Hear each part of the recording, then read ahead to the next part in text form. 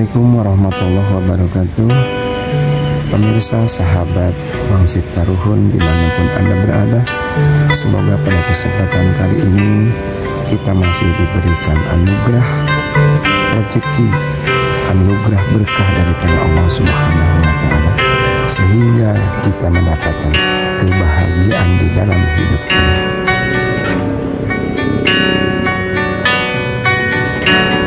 Sahabat, pada kesempatan kali ini kita langsung rutenya tadi dari Bandung ya.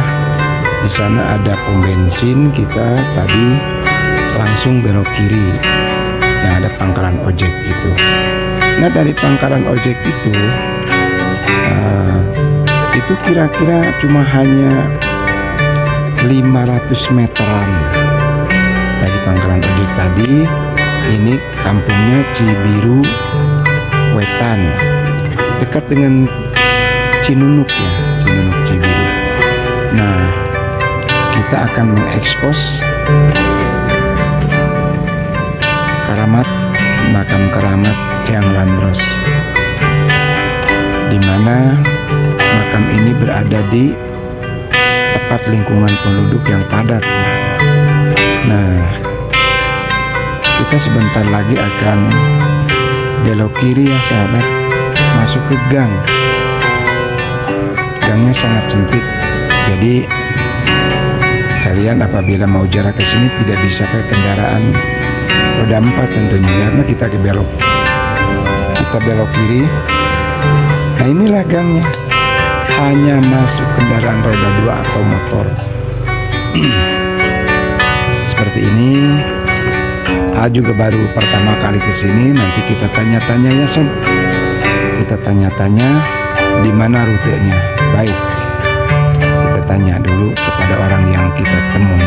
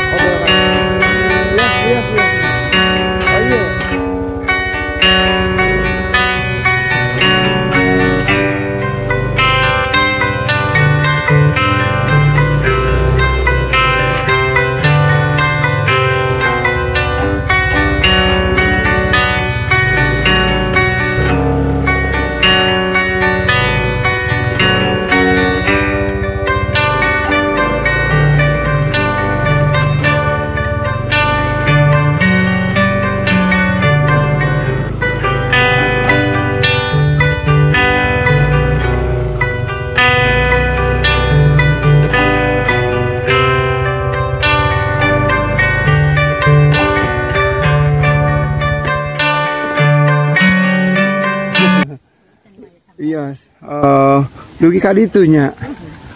Nenek, oh gitu. Nenek pada ke mana? Beli TK Unina. Oh, kawasan atas, alhamdulillah. Jantan, bilih nggak ganggu kan nenek? Itu mama tuh ngejagi bumi. Oh gitu. Ke desa gitu eta. Oh. Abdi bade. Assalamualaikum pemirsa, kini kita berada di Kangjeng Eyang Landros di Cibiru. Nah, ini adalah pemerintah Kabupaten Kota Bandung, Dinas Pariwisata dan Kebudayaan, situs makom Eyang Landros di kampung Warung Gede, Cibiru Wetan. Nah, ini. Nah, kita masuk. Ini pemirsa, ini adalah pintu makom Kangjeng Eyang Landros. Ini ada pintunya ya. Kalau dikunci ini jangan lupa. Kebetulan tadi kita udah jarah baru men-shooting ini. Jadi ini tidak dari awal ya sob. Ini adalah makom daripada Kangjeng Eyang Landros. Adapun ini di sebelahnya adalah makam karuhun juga. Makam karuhun juga. Dimana kita nggak ekspos siapa dia. Nah kebetulan ini yang jelas di makam Eyang Landros ini ada pohon nangka gede sekali sob. Nah ini dulu pohon nangka ini gede-gede, nangkanya nggak sekecil ini. Tapi karena memang banyak orang yang mengambil, karena merasa memiliki, mungkin karena di tanah pekuburan ini ya diambil oleh orang-orang yang mungkin memerlukan lah gitu. Nah, adapun yang mengurus makom ini adalah Ibu Iroh Rostini. Nah kebetulan beliau ada di sana tuh. Namun beliau ini pemirsa sedang sakit. Udah berapa tahun Ibu? 1 tahun. Udah 1 tahun beliau teh kena stroke. Nah pas datang ke sini sangat mengkhawatirkan. Tapi beliau sudah bisa jalan. Mudah-mudahan kita sama-sama berdoa agar Ibu Iroh ini lekas diberikan kesehatan oleh Allah. Kita doakan sama-sama. Semoga yang berjarah di sini walaupun sedikit apalagi banyak yang menyisihkan untuk sedekah jariyahnya. Karena untuk mengurusi kebersihan ini loh sob. Berapapun ada ya, banyak syukur, sedikit yang penting ada. Beliau juga tidak menargetkan, yang penting situs ini ada yang mengurusnya. Ya walaupun mungkin beliau dapat dari pemerintahan, cuman ya tidak akan tahulah pemerintah kita berapa memberikan santunan kepada orang-orang seperti ini. Pasti kecil, nggak sesuai untuk kebutuhan hidupnya gitu. Nah kita lihat nih sob sekelilingnya. Ini di sekeliling Kangjeng Eyang Landros ini ada pohon apa itu teh Bu? Pohon muncang. Bagi orang tukang adu muncang, mulung muncang di kuburan. Sini nih. Pohon muncangnya ini sedang berbuah. Tapi ya harus izin dulu kepada karuhun-karuhun di sini. Biar para karuhun di sini tidak merasa diabaikan begitu. Ini pohon mangga juga berbuah bagus. Tuh buahnya tuh. Ini sedang berbuah. Barangkali siapa saja yang mau mengambil di kuburan itu ada buahnya tuh. Ini bagus. Nah ini pemirsa, inilah sekeliling karamat Kangjeng Eyang Landros atau situs Cibiru. Setelahnya tadi ada ya komunikasi gaib, walaupun tidak interaksi. Nanti kita tanyakan secara jelas di mana bangunannya situs ini, apakah hanya makom ataukah bangunan dan sebagainya.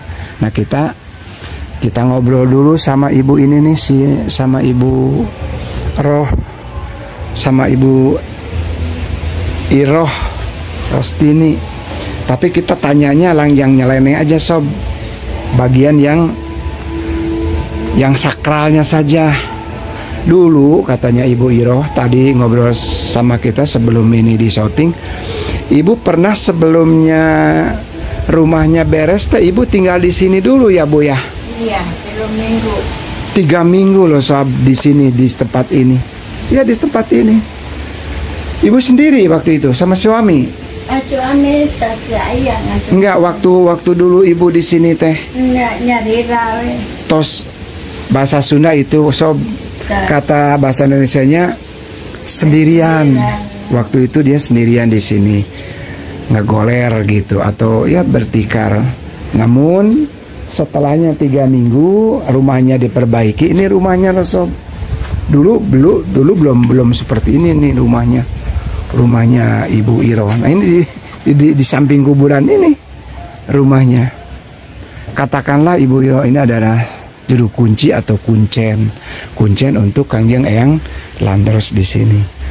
Ibu waktu dulu setelahnya ibu tinggal di sini teh 3 minggu, kemudian yang datang Ilapat untuk segera Bukan pindah apa ya bang? mimpi Enggak, bukan mimpi. wangsit. Jadi langsung. Langsung ibu itu datang langsung. Oh itu pemirsa, ibu itu namanya Kangjeng Eyang Laswi, beliau juga ada langsung menjelma seperti manusia datang ke ibu. Katanya ibu disuruh pindah karena dingin, khawatir karuhun ibu Iroh ini sakit, sehingga disuruhnya segera pindah ke rumah yang baru. Walaupun rumah yang baru waktu itu belum jadi ya Bu ya. Belum beres ya waktu dulu. Nah ibu waktu itu ibu Kangjeng Eyang Laswi yang datang ya, betul ya? Itu cinjang radeng biru. Oh jadi kainnya itu kain berwarna biru ibu itu. Atasnya pakai apa? Atasan pakai kebaya kayak kemang-kemang. Kayak berukat begitu. Berukat hijau. Jadi pakai kebaya ala Sunda, kebaya hijau warnanya. Ke bawahnya biru. Atasnya pakai apa Bu? Mahkota atau apa gitu, atau kerudung? Enggak, pakai kerudung podas. Pakai kerudung putih. Nah, itu pemirsa, itu adalah kesaksian Ibu Iroh Kuncen di sini. Langsung dia tidak mimpi ketemu dengan ibu, didatangi oleh ibu itu. Jadi seperti itulah ibunya. Lantas kemudian ibu siapa yang datang ibu? Tak ada, Ngerira. Namanya katanya sendirian Ibu Eyang Laswi. Bukan ini loh, astananya bukan di sini. Nah, di sana di Cibiru Tonggo, insya Allah nanti kita ekspos di sana ya. Nah ini kebetulan pemirsa, kita ini ada di sini di Astana, di Astana Kangjeng Eyang Landros. Bukan, ini di belakangin nih. Mohon maaf Eyang, karena memang tadi nggak bagus itunya apa fotonya. Jadi ini diulang diulang untuk melihat ibu. Nah, ibu ini pemirsa, ini adalah Ibu Ros, Ibu Iroh. Ini kita doakan beliau ini. Coba sekalian Bu, Ibu, ya. Bismillahirrahmanirrahim. Kita coba obati karena ini stroke pemirsa. Kalau Ibu merasa sakit sedikit saja, Ibu bilang sakit cepat, jangan diganggu.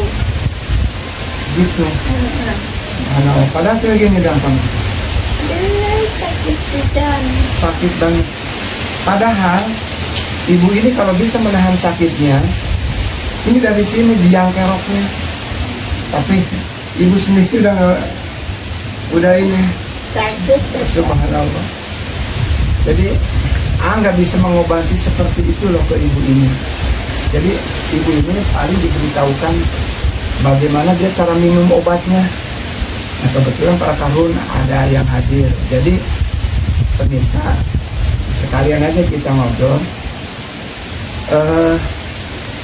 Tempat ini adalah tempat situs, tempat lengkob. Lengkobnya apa ya? Legok biru dulu tuh. Legok biru. Mungkin pakaiannya atau airnya atau pohonnya kurang jelas, tapi yang jelas kata yang ini legok biru, bukan cai biru. Legok biru, cuma orang Sunda teh biasa nyebut pakai ci gitu, jadi Cibiru. Nah, ini adalah situs. Dulu ada bangunannya, tapi bangunannya sudah tidak ada lagi, bahkan bekasnya pun, karena bukan bangunan zaman Belanda. Dulu di sini adalah penduduk sekitar, cuma agamanya agama masih Hindu. Lantas kemudian Eyang Laswi yang datang itu adalah keturunan dari Demak, dari kerajaan Demak. Islam menyebarlah, ceritanya singkat cerita, ibu mengembara sampailah di sini begitu, menyebarkan agama Islam kepada para penduduk. Alhamdulillah berhasil, hingga sekarang kan Islam sangat pesat di Indonesia. Ya itulah barokah para karuhun. Adapun Eyang Landros mengatakan bahwa apabila yang bermunajat di sini, insya Allah berhasil, asal hajatnya hajat yang baik begitu. Jangan sekali-kali memunajatkan hajat yang buruk, yang mencelakai orang begitu. Karena dengan barokahnya banyak yang jarah, banyak yang bertawasul, banyak yang bermunajat dengan kalimat talbiyah yang bagus, ya bagus, dimunajatkan oleh Allah Subhanahu wa taala makomnya. Jadi ikhwan, sahabat, apabila mau jarak ke sini dengan bermunajat, punya urusan keluarga, ingin sakinah, insya Allah bermunajat di sini.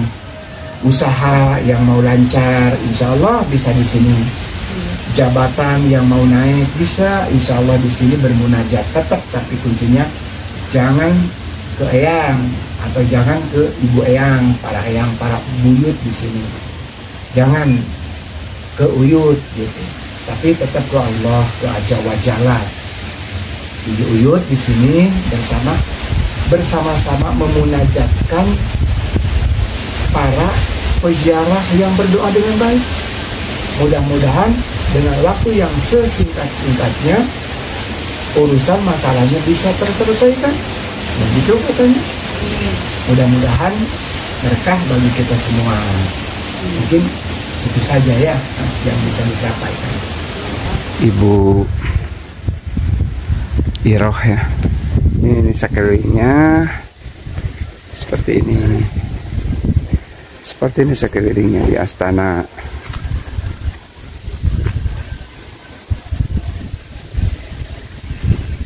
Astana ini ya.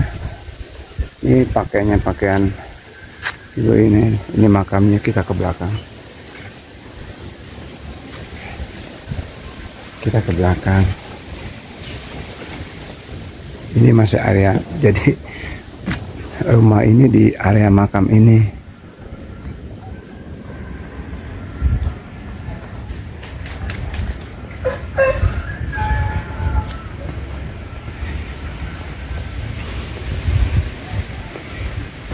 Ini adalah rumah warga pemirsa. Ini adalah keramat yang ada di sekitaran situs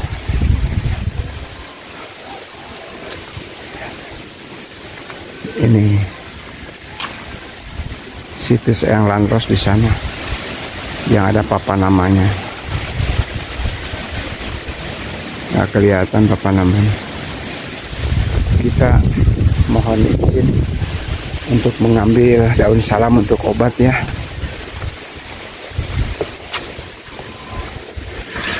Assalamualaikum ya habibana. Nyuhunkeun widi kakang yang eyang kaparan kudi dieu. Kanggo obat Ibu Iroh abdi bade nyuhunkeun salam. Bibarokati umul Quran Al-Fatihah. A'udzubillahi alhamdulillah. Iyyaka na'budu wa iyyaka nasta'in ihdinas mustaqim shiratal ladzina an'amta. Dan para karuhun abdi nyuhunkeun daun salam. Ah, iya daun salam. Bismillahirrahmanirrahim.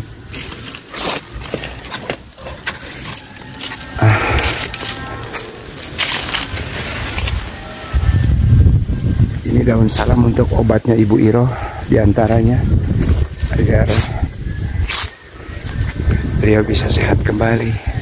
Semoga keramat ini bisa ada yang ngurus. Ini pohon muncang ya. Baik. Assalamualaikum warahmatullahi wabarakatuh.